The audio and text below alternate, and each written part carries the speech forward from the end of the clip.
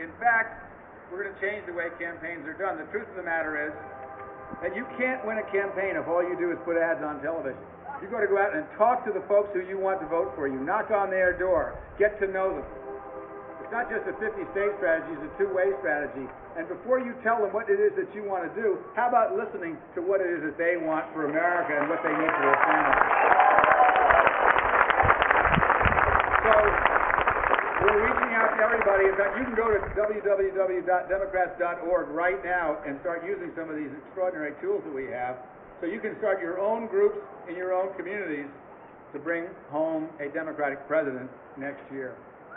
In 2006, Americans voted for change, and the Democrats are beginning to deliver on that change. We have kept our promise to make college more affordable by cutting the interest rate in half. The Republicans, their contribution was to double the interest rate for college loans. We have kept our promise to make America more secure by passing the 9/11 Commission report into law so the president can't ignore it anymore. It doesn't do any good to have a commission telling you how to be safer if you refuse to put into effect any of the findings of the commission. We have passed the best ethics law that in the history of Congress. The revolving door is slowed way down for folks who leave Congress and then try to get a job on K Street. There are much tougher restrictions in terms of what you can do and where the money can come from and so forth. It is about time that we began to put an end to the Republican culture of corruption which they brought to Washington in 1994.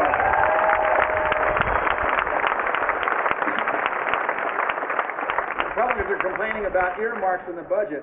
There are 1/2 the number of earmarks in this year's budget that they were in last year's budget, and that is because of Nancy Pelosi and Harry Reid standing up to their own membership and saying, you will pass ethics legislation, and it will mean something.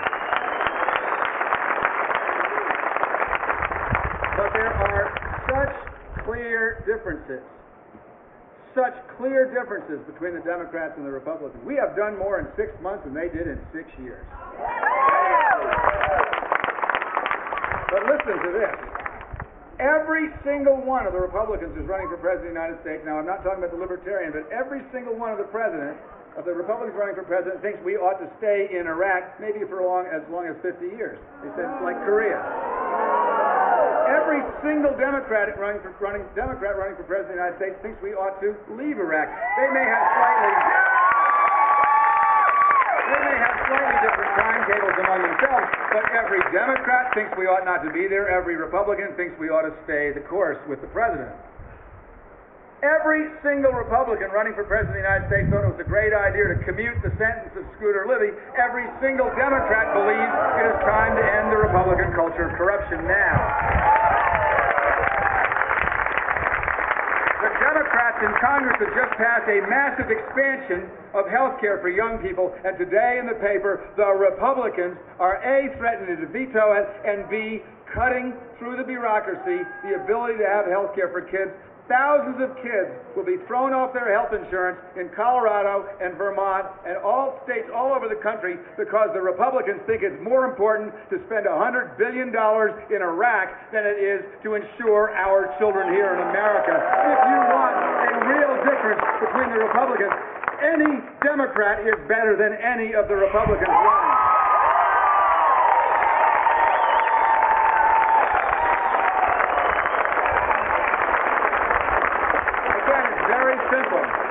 If you want health care for all America's children, we passed it, they're stopping it.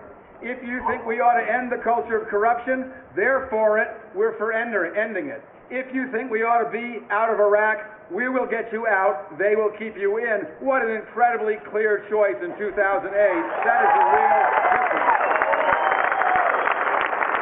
And I might add, Mayor Hickenlooper mentioned pro-business and green at the same time. In fact, I salute Nancy Pelosi and Harry Reid for restoring what Bill Clinton put in the budget, which the Republicans got rid of, which is something that says you have to pay for what you spend. There'll be no more social programs and no more tax cuts unless you say how you're going to pay for them. That is the key to a balanced budget.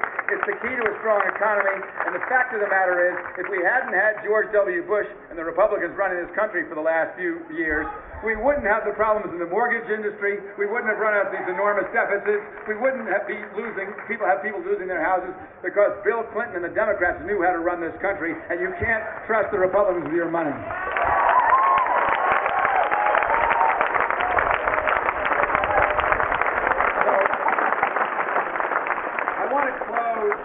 By thanking the host committee, and particularly the governor and the mayor, for the notion this is going to be a green convention.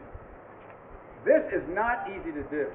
You can easily say that you want to be green. It is expensive, it's hard work, it requires personal change. But the fact of the matter is, this is not politics as usual. I do not expect, just because we're Democrats, that we're going to win because we say we're different than the Republicans. I expect we're going to win because we're going to act differently than the Republicans. And that means it is not okay just to talk about global warming and what we're going to do about it. You actually have to do something about it. Our goals are enormous, and one of the things I hope you all spend a little time at on these community forums that we're going to see you at is suggestions. We can't take every one of them, but we're going to take a lot of them. We'd like to run a green convention. We would like to minimize our carbon footprint. That is hard to do, but the truth is we need to set an example.